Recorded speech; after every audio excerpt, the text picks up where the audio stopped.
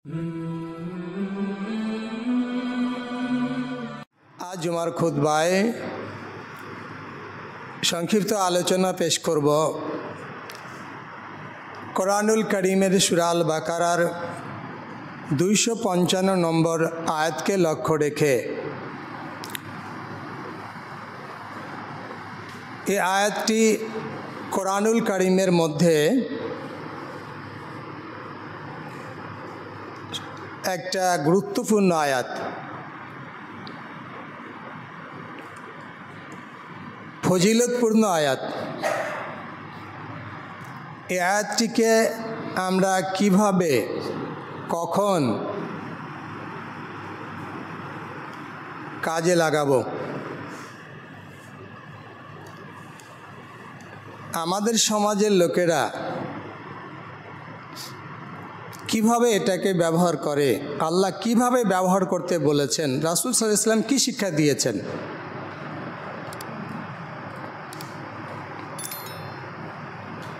এটা কি কোনো বাড়িতে ঝুলিয়ে রাখার জিনিস, কোনো গাড়িতে বা দোকানে লটকানোর জিনিস? এটা কি কোনো মানুষের শরীরের কোনো জায়গায় ধারণ করার জিনিস?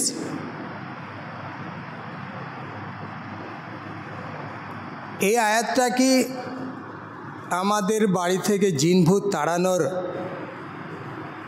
জিনিস? কি সেটা? আল্লাহ সুবহানাহু ওয়া তাআলা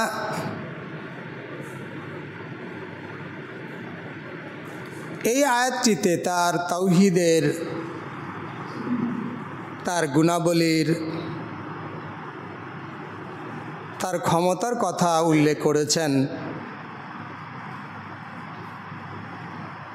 রাসূলুল্লাহ সাল্লাল্লাহু আলাইহি ওয়াসাল্লাম উবাই বিন কাব রাদিয়াল্লাহু তাআলা আনহুকে জিজ্ঞেস করলেন, ইয়া আবাল মুনজিরি,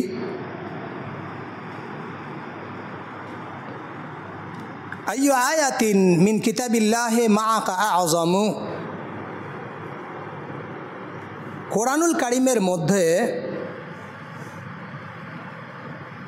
সবচাইতে মহান আয়াত কোনটি?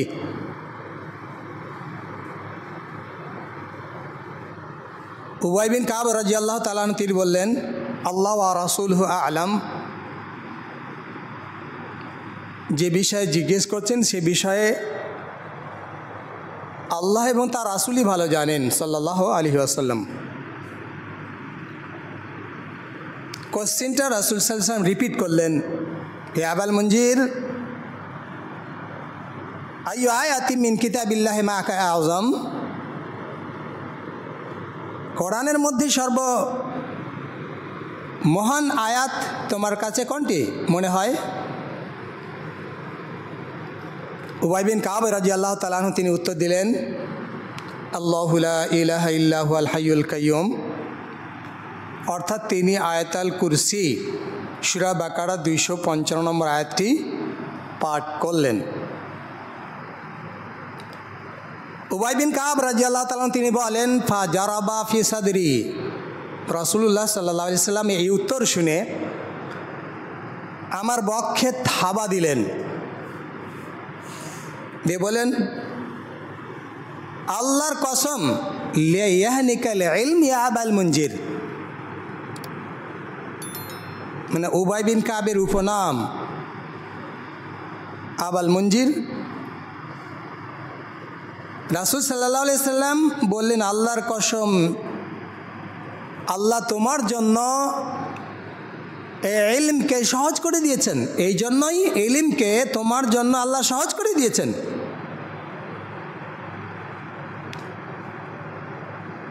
এটা রাসূল সাল্লাল্লাহু আলাইহি সাল্লাম তাকে কিন্তু জানায়নি। তিনি রাসূলের সাল্লাল্লাহু আলাইহি সাল্লামের কাছ থেকে কিন্তু জানেন না যে কোরআনের মধ্যে সর্ববৃহৎ বা সর্বমহান গুরুত্বপূর্ণ একটি আয়াত, সেটা কোনটি? তিনি নিজে উপলব্ধি করেছেন, কোরআনের সঙ্গে ছিলেন বলে বুঝেছেন। যেহেতু উবাই বিন কাব রাদিয়াল্লাহু তাআলা আনহু কারিউল কোরআন, কোরআনের যে কারি, তার মধ্যে তিনি শ্রেষ্ঠ ব্যক্তিত্ব ছিলেন। তাহলে আমরা কোরআন পড়ি, আমরা কোরআনের অর্থ উপলব্ধি করি না। আমরা যা পড়ি তা গভীরভাবে আমরা অনুধাবন করি না। প্রতিটি আয়াত পড়ার সময় আমাকে অনুধাবন করতে হবে, গভীর চিন্তা ভাবনা করতে হবে। কেননা আল্লাহ সুবহানাহু ওয়া তাআলা সূরা আন-নিসা সূরা নম্বর 4 আয়াত নম্বর 82 বলেন, আফালা ইয়াতাদাব্বারুনাল কুরআন, ওরা কি কোরআন নিয়ে চিন্তা ভাবনা করে না? তাহলে কোরআন নিয়ে গবেষণা করতে হবে, চিন্তা ভাবনা করতে হবে। সাহাবায়ে কেরাম সেটা করতেন। তাই উবাই বিন কাব নিজের থেকে বলছেন যে আমার কাছে সবচাইতে মহান যে আয়াতটি সেটা হচ্ছে আয়াতুল কুরসি। রাসূল সাল্লাল্লাহু আলাইহি ওয়াসাল্লাম এটাকে কী করলেন? সাপোর্ট করলেন। ফলে এটা কী হয়ে গেল? এটা হাদিস হয়ে গেল। এটাই তাহলে কোরআনের মধ্যে সর্বমহান একটা আয়াত, সূরা নয়, এটা মহান একটা আয়াত। রাসূলুল্লাহ সাল্লাল্লাহু আলাইহি ওয়াসাল্লাম আবু হুরায়রা রাদিয়াল্লাহু তাআলা আনহুকে রমাজানের ফিতরা জোগানোর জন্য দায়িত্ব দিয়েছিলেন। সেই সময় রমাজানের ফিতরাগুলো মসজিদে জমা করা হতো, যেমন আমরা করে থাকি। তাহলে হাদিসটা লক্ষ্য করুন যে জাকাতে রমাজানের জাকাত খাদ্যদ্রব্য তাহলে সেই সময় দেওয়া হতো, আর সেটা জমা করা হতো যাতে চুরি না হয়। সাহাবায়ে কেরাম চুরি করতেন না, কিন্তু অন্য কোনো মানুষ তো চুরি করতে পারে। এই জন্য আবু হুরায়রা রাদিয়াল্লাহু তাআলা আনহুকে গার্ড রাখা হয়েছিল, লক্ষ্য রাখার জন্যে। আমরা জানি পরপর 3 দিন শয়তান এসেছিল, হাতের লোভ ভরে ভরে সেগুলো চুরি করার চেষ্টা করেছিল। 3 রাতি ধরাও পড়েছিল। আবু হুরায়রা রাদিয়াল্লাহু তাআলা আনহুর কাছে সে বলে, ইন্নালি হাজাতুন ওয়ালিয়া ইয়ালুন, আমার খুবই প্রয়োজন রয়েছে, আমি বড়ই দুঃখী মানুষ, আমার পরিবার পরিজন রয়েছে, তাদের ভরণ পোষণের জন্য, খাওয়া দাওয়ার জন্য এই চুরি করতে চলে এসেছি। আবু হুরায়রা রাদিয়াল্লাহু তাআলা আনহু দয়া করলেন তার কথা শুনে, যে পরিবার না খেয়ে থাকবে, কষ্টে থাকবে, তার জন্য চুরি করতে, যা মাফ করে দিন, যা চলে যা। সকালবেলা রাসূল সাল্লাল্লাহু আলাইহি সাল্লাম, জি ইয়া আবা হুরায়রা মা ফাআলা আসিরাকাল বারিহা, গত রাত্রে তোমার ওই কয়েদির সাথে কি আচরণ করেছো? দেখেন রাসূল সাল্লাল্লাহু আলাইহি সাল্লাম নিজের থেকে বলছেন, আবু হুরায়রা কিন্তু বলেননি।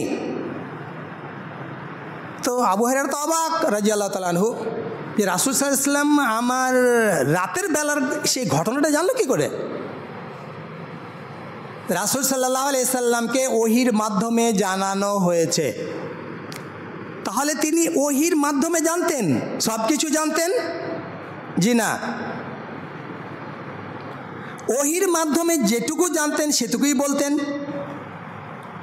তাই রাসূল সাল্লাল্লাহু আলাইহি সাল্লাম আবু হুরায়রাকে বললেন যে সে আবারও আসবে, সে মিথ্যে বলেছে, সে আবারও আসবে, কিন্তু বলেনি সে কে। আবু হুরায়রা রাদিয়াল্লাহু তাআলা জানতেও চায়নি চোরটা কেমন। তো শেষের দিন ধরার জন্যই আছেন, যে রাসূল সাল্লাল্লাহু আলাইহি ওয়াসাল্লাম বলেছেন সে আসবে, তার মানে আসবেই, এতে কোনো সন্দেহ নেই। তাই ঠিক গভীর রাতে সে আবারও চুরি করে ধরা পড়ে। আজকে ছাড়া হবে না, পর তুমি বলেছো আসবো না, এসেছো, আজকে ছাড়বো না, আজকে তোমার তোমাকে নিয়ে যাবোই রাসূল সাল্লাল্লাহু আলাইহি সাল্লামের কাছে। আর চুরি করে নিতে গেলে কী শাস্তি? হাত কেটে যাওয়া। তাহলে হাত কাটা যাবে তার। তো শেষে বলল, গরিব দুঃখীর কথা তো সে উল্লেখ করলো, তারপরে বলল যে আপনাকে একটা আমি বাক্য শিখিয়ে দিচ্ছি, যেটা বলতে গেলে আল্লাহ আপনাকে রক্ষণাবেক্ষণের ব্যবস্থা করবেন। সাহাবায়ে কেরাম হাদিস জানার জন্য, শোনার জন্য আগ্রহী ছিলেন। এজন্য কি বলো দেখি, সত্যি কি আল্লাহর পক্ষ থেকে একজন হেফাজতকারী থাকবে? শয়তান কোনো ক্ষতি করতে পারবে না? নিজেই শয়তান, সেই বলে শয়তান তোমার কোনো ক্ষতি করতে পারবে না। এই যা আওয়াইতা ইলা ফেরাশিক, যখন তুমি তোমার বিছানাতে শুইতে যাবে এই আয়াতটা পড়ে নেবে। তো আবু হুরায়রা রাদিয়াল্লাহু তাআলা আনহু দয়া হলো, ছেড়ে দিলেন। এই বাক্যটা নিয়ে সকালবেলা চলে আসলেন। রাসূল সাল্লাল্লাহু আলাইহি ওয়াসাল্লাম একই প্রশ্ন করলেন, প্রশ্নের উত্তরে যা আগে বলেছিলেন আবু হুরায়রা রাদিয়াল্লাহু তাআলা তাই বললেন। তবে বললেন, হে আল্লাহ রাসূল, আমাকে সে একটা বাক্য শিখিয়ে দিয়েছে, আয়াতুল কুরসি আমাকে শিক্ষা দিয়েছে। এটা পড়তে যখন আমি রাত্রে বিছানায় যাব তো আমাকে পড়তে বলা হয়েছে, আর এর মাধ্যমে আল্লাহ আমাকে শয়তান থেকে রক্ষা করবেন, অর্থাৎ শয়তান আমার কাছে আসতে পারবে না। এটা কি ঠিক? রাসূল সাল্লাল্লাহু আলাইহি সাল্লাম বললেন, সাদাকাকা ওয়া হুয়া কাযুবুন, সে তোমাকে সত্য বলেছে, তবে সে ডাহা মিথ্যুক। সে কথাটা সত্য বলেছে কিন্তু লোকটা ছিল মিথ্যুক। দেখবেন কিছু মানুষ আছে মিথ্যা বেশি বলে, তবে মাঝে মধ্যে সত্য বলে। যারা পলিটিশিয়ান এরা বেশিরভাগ মিথ্যা বলে, তবে সত্য বলেন এমনটি নয়, বলে।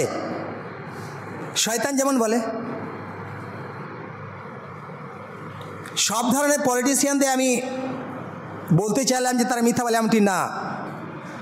বেশিরভাগ পলিটিশিয়ানদের পলিসি হচ্ছে মিথ্যা বলা, মিথ্যা প্রতিশ্রুতি দেয়া, এটা করবো ওটা করবো। শয়তানে যেমন করেছিল, আর ফিরে আসবো না, আর কোনোদিন চুরি করতে আসবো না, কিন্তু এসেছিল। সে বলেছিল, পার্টির লোকেরাও যেমন বলে এটা করে দেবো ওটা করে দেবো, যখন পাস হয়ে গেল আর করবো না। ও আপনার বাড়ি বাড়ি চাইতে আসে, কিন্তু যখন পাস করে যায় তুই ওর বাড়ি বাড়ি আপনি ঘুরেন, কিছু হবে না। তো যাক, তাহলে আবু হুরায়রা রাদিয়াল্লাহু তাআলা আনহু রাসূল সাল্লাল্লাহু আলাইহি ওয়াসাল্লামের কাছে ব্যক্ত করলেন কার কথা? শয়তানের সে ফজিলতপূর্ণ কথাটি রাসূল সাল্লাল্লাহু আলাইহি ওয়াসাল্লাম এটা সাপোর্ট করলেন, তখন হাদিস হলো। এইটা ভাবিয়েন না যে শয়তান তাহলে আয়াতুল কুরসির ফজিলত শিক্ষা দিয়ে গেছে, শিক্ষা দিয়েছে কিন্তু রাসূল সাল্লাল্লাহু আলাইহি ওয়াসাল্লাম এটাকে সাপোর্ট করেছেন বলে এটা হাদিস হয়েছে। তাহলে সব শয়তানের সব কথাই কি হবে না, নেওয়া যাবে না? দুনিয়ার কোনো মানুষের সব কথা নেওয়া যাবে না।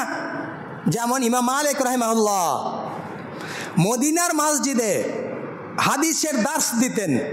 তিনি বলতেন সব মানুষের কথা নেওয়াও যাবে, ছাড়াও যাবে। অর্থাৎ মানুষের কথা কিছু নেওয়া যাবে, ছাড়াও যাবে, ইল্লা হাযাল কবর। কিন্তু এই যে কবরবাসী, রাসূল সাল্লাল্লাহু আলাইহি ওয়াসাল্লাম কবরকে নির্দেশ করে বলতেন এই কবরওয়ালার প্রতিটা কথা নিতে হবে, একটাও ছাড়া যাবে না। তাহলে কথাটা আপনাকে যাচাই করতে হবে। এই যে বলল তখনই কি মানবেন?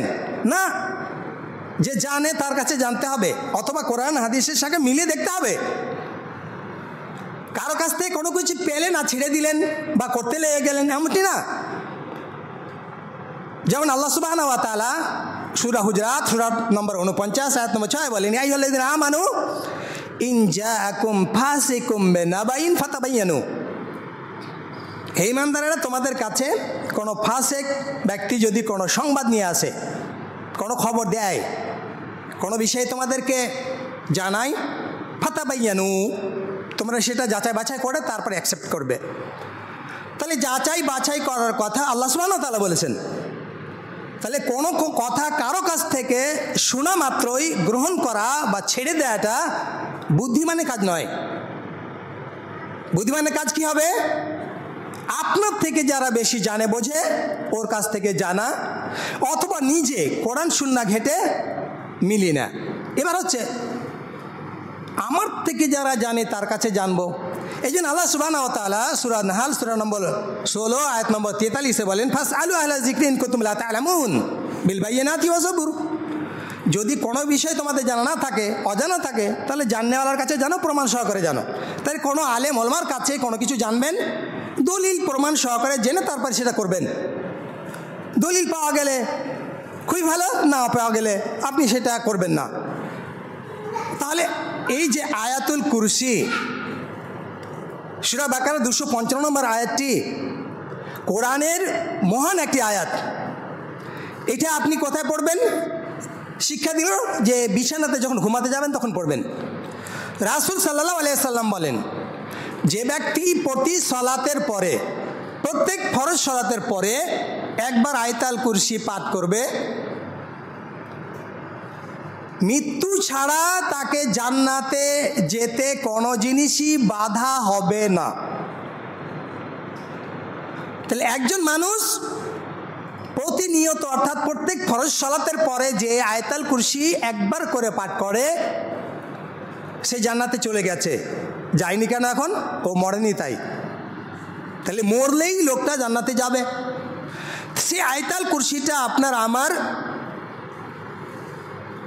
পরিবারের প্রত্যেক সদস্যকেই এটা মুখস্থ করিয়ে নেওয়া উচিত। তো জান্নাতে যাওয়ার একটা তাহলে এটা মাধ্যম। আর কি? উবাই রাদিয়াল্লাহু তাআলা আনহু, তার একটা খেজুরের পাত্র ছিল, যাতে খেজুর রাখা থাকতো। মাঝে মধ্যেই খেজুর কমে যাচ্ছে, মাঝে মধ্যেই খেজুর কমে যাচ্ছে। যেমন অনেকের টাকা কমে যায়। বাড়িতে ছোট বাচ্চা থাকলে বাবার টাকা নিয়ে গেছে কমে, ও তো দোকানে এটা ওটা খেয়ে বেড়াচ্ছে, আপনাকে জানায়নি, কিন্তু টাকা তো মনে হচ্ছে কম কম লাগছে। অনেকে বুঝতে পারে, অনেকে বুঝতে পারে না। যার অগাধ টাকা আছে ও 10 টাকা 20 টাকা 100 টাকা লেগেলে কিছু বুঝে না, কিন্তু যার অল্প টাকা সে তো বুঝতে পারে। 500 টাকা তো মজুরি পেয়েছিলাম, 500 টাকার মধ্যে 50 টাকা নাই কেন বা 10 টাকা নাই কেন, তো বুঝতে পেরে যায়। কিন্তু যাদের অনেক টাকা ও হয়তো বুঝতে পারে না। তো উবাই রাদিয়াল্লাহু তাআলা আনহু একদিন দেখছেন যে একজন যুবকের আকৃতিতে তার ঘরে উপস্থিত হয়েছে। দে বলছে যে আপনি যেহেতু দান সাদকা করেন, এই জন্য আমি দান সাদকা নেওয়ার জন্য আপনার কাছে এসেছি। সালাম দিয়ে ঢুকেছে। তো উবাই রাদিয়াল্লাহু তাআলা আনহু তিনি হাতটা তার ধরেছিলেন। হাতটা কিসের মতো? কুকুরের হাতের মতো। কুকুরের হাত যেমন, ওই যুবকের হাতটা তেমন। কুকুরের হাতে যেমন লোম থাকে, ওরও হাতে তেমনি লোম আছে। সে তখন উবাই তাকে জিজ্ঞেস করলো, আচ্ছা তোমাদের থেকে বেঁচে থাকার উপায়টা কি? তোমাদের থেকে বেঁচে থাকার উপায়টা কি? শয়তান বলছে যে আমাদের থেকে বাঁচতে পারবেন যদি আপনি আয়াতুল কুরসি সন্ধ্যেবেলা পড়েন, সকাল পর্যন্ত বেঁচে যাবেন। আর যদি সকালে একবার পড়েন, সন্ধ্যা পর্যন্ত আপনি বেঁচে যাবেন। দেখেন, এটাও শিক্ষা দিচ্ছে কি একজন শয়তান। আর সেই শয়তান, যে শয়তানের হাতে লোম আছে কুকুরের মতো লোম, আর সে হচ্ছে শয়তানের মধ্যে একজন বলিষ্ঠ শয়তান, শক্তিশালী শয়তান। সে বলছে যে আপনি সন্ধ্যায় পড়লে সকাল পর্যন্ত, সকালে পড়লে সন্ধ্যায় পর্যন্ত। তাহলে তাদের থেকে, শয়তান থেকে আপনি আপনার পরিবার যদি এটা বলে নেন সকালে, তাহলে সন্ধ্যা পর্যন্ত নিরাপদে থাকবেন। সন্ধ্যায় যদি বলেন, সকাল পর্যন্ত নিরাপদে থাকবেন। তাহলে আয়াতুল কুরসিটা আমরা তাহলে সকাল সন্ধ্যায় পাঠ করার চেষ্টা করি, বিছানাতে যাওয়ার সময় পাঠ করার চেষ্টা করি, প্রত্যেক ফরজ সালাতের পরে একবার করে পাঠ করার চেষ্টা করি। তাহলে মোট আয়াতুল কুরসি দিনে রাত্রে অন্ততপক্ষে 8 বার পড়াটা মুস্তাহাব। দিনে রাত্রে কতবার? 8 বার। 5 অর্থে 5 বার। রাত্রে বিছানাতে যাওয়ার সময় 1 বার, সকালে 1 বার, সন্ধ্যায় 1 বার, তাহলে মোট 8 বার। তাহলে আমরা কি থাকবো? শয়তান থেকে নিজেদেরকে সুরক্ষিত রাখতে পারবো, শয়তান থেকে, শয়তানের অনিষ্ট থেকে নিজেদেরকে আমরা বাঁচাতে পারবো। কিন্তু আজকে আমাদের সমাজের মানুষের কনসেপ্ট যে এইটা কোথাও যদি বাজারে কোনো মেলায় এটা পাওয়া যায়, আয়াতুল কুরসি লেখা আছে ক্যালিগ্রাফে, অথবা কোনো ব্যাসলেটে, অথবা কোনো ফেস্টনে, লিফলেটে, সেটাকে নিয়ে এসে বাড়িতে, দোকানে, গাড়িতে ঝুলাই। আবার কেউ কেউ বাচ্চার এবং নিজের কোনো হাতে, গলায়, কোমরে ঝুলিয়ে দেয়। কিসের জন্যে? শয়তান থেকে নিজের বাড়ি, গাড়ি, দোকান, নিজেকে, নিজ পরিবারকে সুরক্ষিত রাখার জন্যে। অথচ এটা সুরক্ষিত রাখার মাধ্যম নয়। ঝুলিয়ে রাখলে সুরক্ষিত থাকবেন না, এমন নয়। যেমন রাসূলুল্লাহ সাল্লাল্লাহু আলাইহি ওয়াসাল্লাম তার নাতিদ্বয়কে দোয়া করে ফুঁ দিতেন, উইযুকুমা বিকালিমাতিল্লাহি তাম্মা মিন কুল্লি শাইতানি ওয়াহাম্মা ওয়া মিন কুল্লি আইলিন লাম্মা। তোমরা দুজনকে আল্লাহর আশ্রয়ে ছাড়ছি, আল্লাহর আশ্রয়। কিছু উইযুকুমা বিকালিমাতিল্লাহি তাম্মা, আল্লাহর পূর্ণ বাক্যের মাধ্যমে আল্লাহর কাছে তোমাদের জন্য আশ্রয় চাচ্ছি শয়তানি থেকে, আর বদনজরকারীদের বদনজর থেকে, কুদৃষ্টি থেকে। তাহলে মানুষের কুদৃষ্টি আছে, মানুষ বদনজর লেগে যায়, বড় মানুষকেও লাগে, বাচ্চাকেও লাগে, যে কোনো জিনিসকে তাহলে বদনজর লেগে যায়। বদনজর এমনই একটা জিনিস, বদনজর মানুষকে কবর পর্যন্ত নিয়ে যেতে পারে, কবর পর্যন্ত নিয়ে যেতে পারে। তাহলে কি হবে? আপনি আপনার বাচ্চাকে এই দুয়াটা বলে ফুঁক দিতে পারবেন, সূরা ফালাক, নাস বলে ফুঁক দিবেন, নিজে আপনি বলবেন, তাহলে কারো নজর থেকে বেঁচে যাবেন। কিন্তু আপনি নতুন যখন বাড়ি দিচ্ছিলেন, কারো ছেঁড়া জুতা টাঙালেন। নতুন যখন বাড়ি দিচ্ছিলেন, তখন একটা ভাঙা কুলার টাঙিয়ে দিলেন। নতুন একটা গাড়ি কিনলেন, তখন ওই কারো ছেঁড়া জুতা বা ভালো জুতা একটা টাঙিয়ে দিলেন। তাহলে এই যে ছেঁড়া ফাটা জুতা, এই ছেঁড়া ফাটা বাঢ়ুন, ভাঙা ফোটা পুরাতন বাঢ়ুন বা কুলা ইত্যাদি কিছু যে টাঙানো, এ থেকে বদনজর ঠেকানো চাই। যদি আপনার বাড়িতে কারো নজর লাগে, তার জন্য আপনি কি করে, আপনার ধারণা অনুযায়ী মানে ঠুঠা বাঢ়ুন, ভাঙা কুলা, ভাঙা হাঁড়ি আর জুতো যদি টাঙিয়ে রাখেন, আপনার বৌমা, আপনার মেয়ে তো সুন্দরী, কি করবেন এখন? মানুষ তো তার চেহারাকে দেখেই তো কি হয়, বদনজর লাগে বা কিছু করে। তাহলে তো কুলা, ওই ঠুটা বাঢ়ুন, জুতো তো কপালে টাঙিয়ে রাখা দরকার।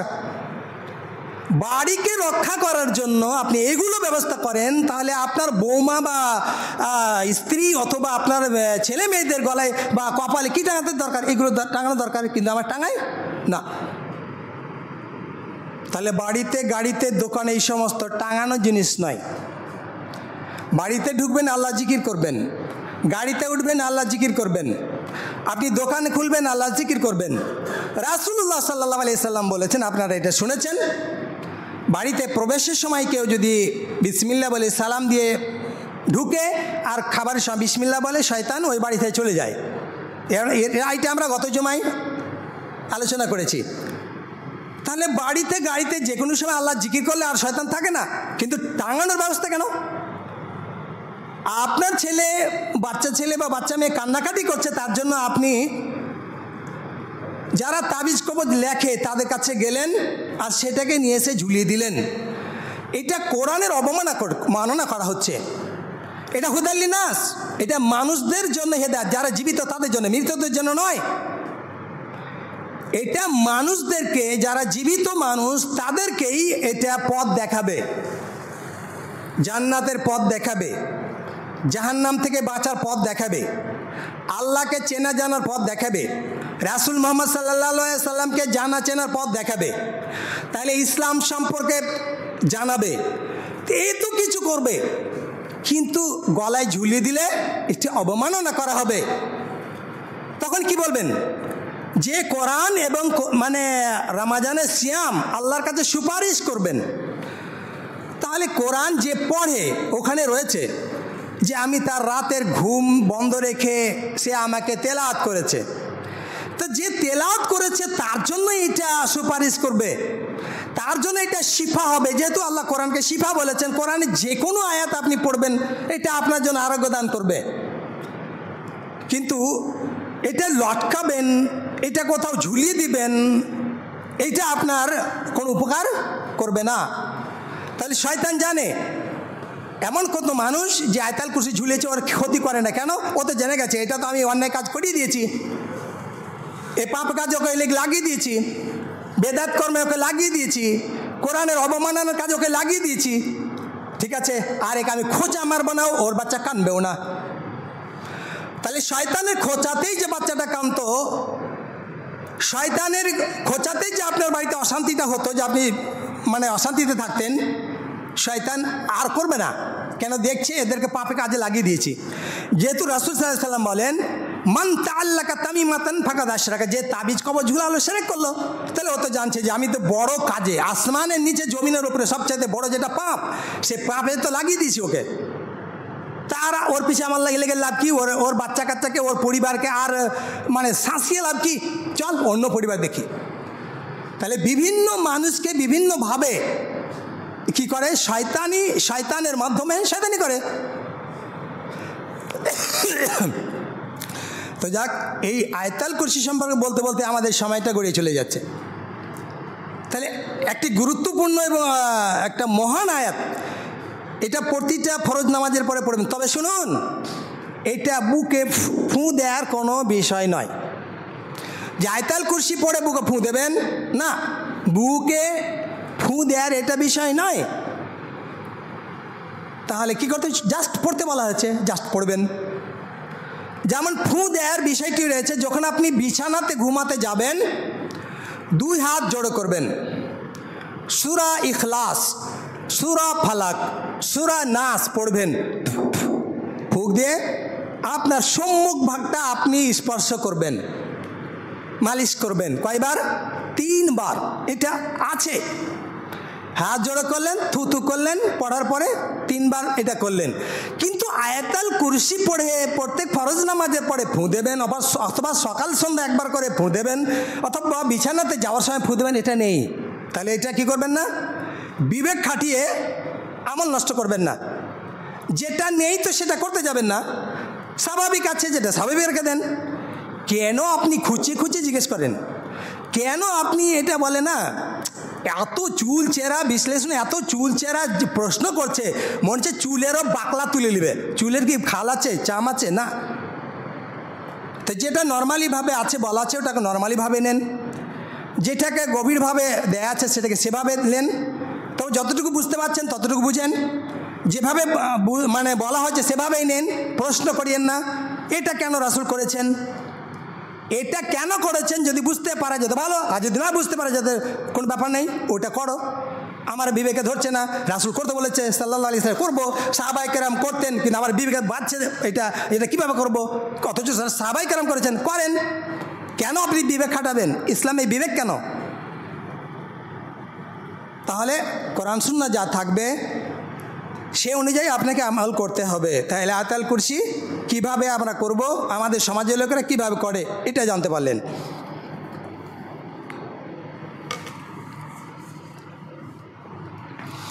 আলহামদুলিল্লাহ রাব্বিল আলামিন, ওয়াসসালাতু ওয়াসসালামু আলা সাইয়্যিদিল মুরসালিন ওয়া আলা আলিহি ওয়া সাহবিহি আজমাইন। তবে আল্লাহ যে বলছেন যে কোরআনের প্রতি কি তারা গবেষণা করে না, চিন্তাভাবনা করে না? তা আপনি দেখে নেবেন, আয়াতুল কুরসি এতে 10টি বাক্য রয়েছে, 10টি। ইবনে কাসির রহিমাহুল্লাহ বলছেন 10টি ভাগ করেছে। কি? আল্লাহু লা ইলাহা ইল্লা হুয়া একটি, মানে কি? আল্লাহু লা ইলাহা, আল্লাহ, আল্লাহর নাম একটা, আল্লাহটা নাম। এই গোটা আয়াতটাতে 4টা নাম আল্লাহর ব্যবহার হয়েছে। একটা আল হাই, 2 নম্বর এটা আল্লাহ একটা, হাই একটা, কাইয়ুম একটা, আলী একটা, অজিম একটা। তাহলে 5টা নাম এই আয়াতটার মধ্যে উল্লেখ হয়েছে। তাহলে আল্লাহু লা ইলাহা ইল্লা হুয়া, আল্লাহ ছাড়া সত্য কোনো ইলাহ নেই, ইবাদত পাওয়ার যোগ্য আল্লাহ ছাড়া কেউ নেই। এটা বলবেন না আল্লাহ ছাড়া কোনো মাবুদ নেই, এই অর্থ করবেন না। কি বলবেন? আল্লাহু লা ইলাহা ইল্লা হুয়া, আল্লাহ তিনি ছাড়া সত্য কোনো ইলাহ নেই। মিথ্যা ইলাহ হাজার হাজার লক্ষ লক্ষ কোটি কোটি আছে, যাদের ইবাদত করা হয়, যাদের কাছে চাওয়া হয়, যাদের কাছে মাথা নত করা হয়, ইবাদত করা হয়। তাহলে কোটি কোটি ইলাহ আছে, তবে সত্য ইলাহ হচ্ছে একজন, তিনি হচ্ছেন কে? আল্লাহ। 2 নম্বর বাক্যটা হচ্ছে আল হাইয়ু আল কাইয়ুমু, তিনি চিরঞ্জীব, তিনি সদা ছিলেন, আছেন, সর্বদা থাকবেন, তার মরণ নেই, তার মৃত্যু নেই, তাকে কেউ জন্ম দেয়নি, তার থেকে কেউ জন্ম নেয়নি। লাম ইয়ালিদ ওয়া লাম ইউলাদ। আল কাইয়ুম, নিজেকে এবং সকল সৃষ্টিকে যিনি ধারণ করে রাখেন, রক্ষণাবেক্ষণ করেন, তিনি আল কাইয়ুম। তাহলে তিনি চিরঞ্জীব, তিনি সব কিছুর ধারক। তাহলে আল হাই, কারো নাম রাখতে গেলে আব্দুল হাই রাখতে হবে, কারো নাম রাখতে গেলে আল কাইয়ুম রাখা যাবে না, বা কাইয়ুম ভাই রাখা যাবে না। কি রাখতে হবে? আব্দুল কাইয়ুম রাখতে হবে। যদি কাইয়ুম বলে ডাকেন তাহলে একটা করে পাপ হবে, যদি হাই বলে ডাকেন একটা করে পাপ হবে। কিন্তু আব্দুল হাই চিরঞ্জীবের বান্দা, আব্দুল কাইয়ুম সব কিছু ধারণ করার বান্দা, তাহলে একটা করে নেকি হবে। তাহলে আল্লাহর নামের সাথে আব্দুল শব্দ লাগিয়ে কারো নাম রাখা যাবে। যেমন হাদিসে বলা হয়েছে আল্লাহ সুবহানাহু ওয়া তাআলার কাছে প্রিয় নাম কি? আব্দুল্লাহ, আব্দুর রহমান, আব্দুল্লাহ, আব্দুর রহমান। এই দুটো ছাড়া কি আর নাম নেই? হ্যাঁ, আল্লাহর নামের সাথে নাম যেগুলো যুক্ত সেগুলো প্রিয়। তো এখানে দুটা উল্লেখ করা হয়েছে। এই জন্য রাসূল সাল্লাল্লাহু আলাইহি ইসলামের জীবদ্দশায় শতাধিক মানুষের নাম আব্দুল্লাহ, শতাধিক মানুষের নাম আব্দুল্লাহ। আর আপনার ছেলে বা নাতির পতি লাতিপতির নাম পোতার নাম যখন খুঁজেন তখন দেখেন ও আব্দুর রহমান নাম, ওই তো উমুকের বেটা, রহিমা ওই তো উমুকের বেটি, এত নাম যা আছে সব তো অমুকের বেটা বেটি রেখে লেছে, আমার কি নামবো? তখন রেখে দিল রিন্টু, আর বেটার নাম মুন্টি, মুন্নি, এইসব রেখে দিল। তাহলে এই যে ভুল ভাল নামগুলো রাখলেন, অথচ আপনাকে বলা হচ্ছে ভালো নামগুলো রাখবেন। যেমন হাদিসে কি বলা হচ্ছে? 7ম দিনে আকিকা দেবেন আর তার সুন্দর একটা নাম রাখবেন, কেননা কিয়ামতের দিন ওর বাপের নাম দিয়েই তাকে ডাকা হবে, সুন্দর নাম, তার বাপের নাম সহ ডাকা হবে। তাহলে সুন্দর নাম আপনি রাখবেন, ভাবেন না যে ওর ওই তো ওর নাম আছে, ওর নাম আছে, থাকতে কি হয়েছে? অর্থপূর্ণ ভালো নাম রাখবেন। তাহলে কি বলছিলাম? আল কাইয়ুম। তাহলে দুইটা বাক্য গেল। লা তাখুযুহু সিনাতুন ওয়ালা নাওম, এই যে আল্লাহ সুবহানাহু ওয়া তাআলা সমস্ত সৃষ্টিকে ধারণ করছেন, কার কখন মৃত্যু হবে, কার কাকে জীবিত করতে হবে, কার কতটুকু রুজু দিতে হবে, কে রাত্রেবেলা চাইছে না, কে ভোরবেলা চাইছে, কে দিনের বেলা চাইছে, কে বিপদে আছে, সব কিছু তিনি রক্ষণাবেক্ষণ করতে ধারণ আছেন। লা তাখুযুহু সিনাতুন ওয়ালা নাওম, তাকে কোনো তন্দ্রা স্পর্শ করে না, ঝিমুনি স্পর্শ করে না, তাকে নিদ্রা স্পর্শ করে না। তাহলে দিন রাত্রি আল্লাহ সুবহানাহু ওয়া তাআলাকে কোনো তন্দ্রা বা নিদ্রা, ঝিমুনি বা ঘুম কোনো কিছুই টাচ করতে পারে না। যাকে টাচ করবে, যাকে তন্দ্রা আসবে, যাকে নিদ্রা আসবে, এটা হচ্ছে তার দুর্বলতার প্রতীক।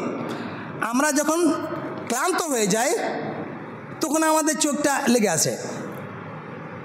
কেউ যদি মানে কোনো কাজের দায়িত্বে থাকেন, গার্ড থাকেন, সিকিউরিটি গার্ড, সবসময় দেখতে থাকেন, ক্লান্ত হয়ে গেলে ওর চোখটা লেগে আসে।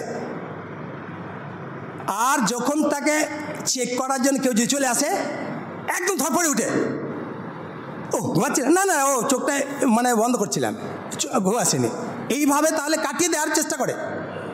কিন্তু আসলে ঘুমাচ্ছিল, কিছুক্ষণ পর আবার ও ঠিক নাক ডাকছে। তাহলে আল্লাহ সুবহানাহু ওয়া তাআলাকে এই সারা পৃথিবীর ধারণ করার ক্ষেত্রে কোনো তন্দ্রা বা নিদ্রা স্পর্শ করতে পারে না। লাহু মা ফিস সামাওয়াতি ওয়াল আরদি, লা এখানে মালিকের অর্থে ব্যবহার হয়েছে। লাহু মানে তার মালিকানাধীন, মা ফিস সামাওয়াতি তাহলে আকাশ জমিনে যা কিছু রয়েছে সমস্ত কিছুর তিনি মালিক। আপনি আপনার বাড়ির মালিক, গাড়ির মালিক, কিন্তু আপনি তার ধারক না। তাহলে আল্লাহ সুবহানাহু ওয়া তাআলার এই সমস্ত কিছুর মালিকানাধীন, মানে সমস্ত কিছু তার মালিকানাধীন। তিনি রাজা, তিনি মালিক। মানজাল্লাজি ইয়াশফাউ ইনদাহু ইল্লা বিইজনিহি, মানজাল্লাজি কে এমন আছে, কে আছে যে আল্লাহ সুবহানাহু ওয়া তাআলার অনুমতি ছাড়াই কারো জন্য সুপারিশ করবে। আর আপনাকে বলা হয়েছে 500,000 টাকা দাও বাবার কাছে, বাবা তোমার জন্য সুপারিশ করবে। এত 1000 টাকা দাও, তাহলে ও জাহাজে করে তোমাকে জান্নাতে নিয়ে চলে যাবে। আল্লাহ মানজাল্লাজি ইয়াশফাউ ইনদাহু ইল্লা বিইজনিহি, আল্লাহর অনুমতি ছাড়া কে আছে সে যে আপনার জন্য, কোনো মানুষের জন্য, কোনো প্রাণীর জন্য সুপারিশ করতে পারে? তাহলে আল্লাহ সুবহানাহু ওয়া তাআলা পৃথিবীর মধ্যে যাকে সুপারিশ করার দায়িত্ব দেবেন, সেরা সুপারিশের দায়িত্ব সেটা হচ্ছে মুহাম্মদ সাল্লাল্লাহু আলাইহি সাল্লাম। আল্লাহ তুমি আমাদেরকে মুহাম্মদ সাল্লাল্লাহু আলাইহি সাল্লামের শাফাআত পাওয়ার মতো কাজ করার সুযোগ দাও, এবং আমরা যাতে করে তার শাফাআত পাই সাল্লাল্লাহু আলাইহি সাল্লাম। আল্লাহ তুমি কবুল করো বলে আমিন। আল্লাহ সুবহানাহু ওয়া তাআলা অনুমতি দিবেন ওদের জন্যে যার প্রতিদিন সন্তুষ্ট আছেন। আল্লাহ বলবেন এর জন্য তুমি সুপারিশ করো আমার কাছে। তাহলে মুহাম্মদ সাল্লাল্লাহু আলাইহি ওয়াসাল্লাম সুপারিশ করবেন, নবীগণ সুপারিশ করবেন, ওলিগণ সুপারিশ করবেন, ফেরেশতাগণ সুপারিশ করবেন, বিভিন্ন মানুষ সুপারিশ করবেন। তবে আল্লাহ যার জন্য বলবেন তার জন্য সুপারিশ করবেন। আপনি ভাবছেন যে আমার বাবার দাপট বহুত রয়েছে, আল্লাহর কাছে ধর্ণা দিতে যখন বসবে না, আমাকে জান্নাতে না নিতে উঠবেই না। যেমন আমরা কোনো কাজ না পেতে গেলে সরকারের অফিসে, তার বাড়িতে আমরা ধর্ণা দিই, রাস্তাঘাটে ধর্ণা দিই, এ অধিকার দিতে হবে না, তো আমরণ বসলাম তো বসলামই, মরলেও এখান থেকে জায়গা ছাড়বো না, এই ধর্ণা দেয়।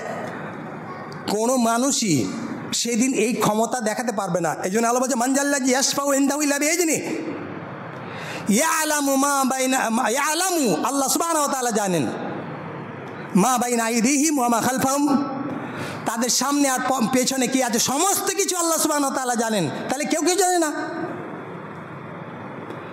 তাহলে ইল্লা বিমা শাআ, আল্লাহ যাকে যতটুকু জ্ঞান দিয়েছেন ততটুকু সে জানতে পারবে, তার বেশি কেউ জানতে পারবে না। ও বলে যে সব কিছু জানে, কিছুই জানে না, অতটুকু জানে যতটুকু আল্লাহ তাকে জানিয়েছে। তাহলে ওয়ালা ইউহিতুনা বিশাইইম মিন ইলমিহি ইল্লা বিমা শাআ, আল্লাহর জ্ঞান কেউ আয়ত্ত করতে পারবে না, কোনো কিছুই আয়ত্ত করতে পারবে না আল্লাহ জ্ঞানের।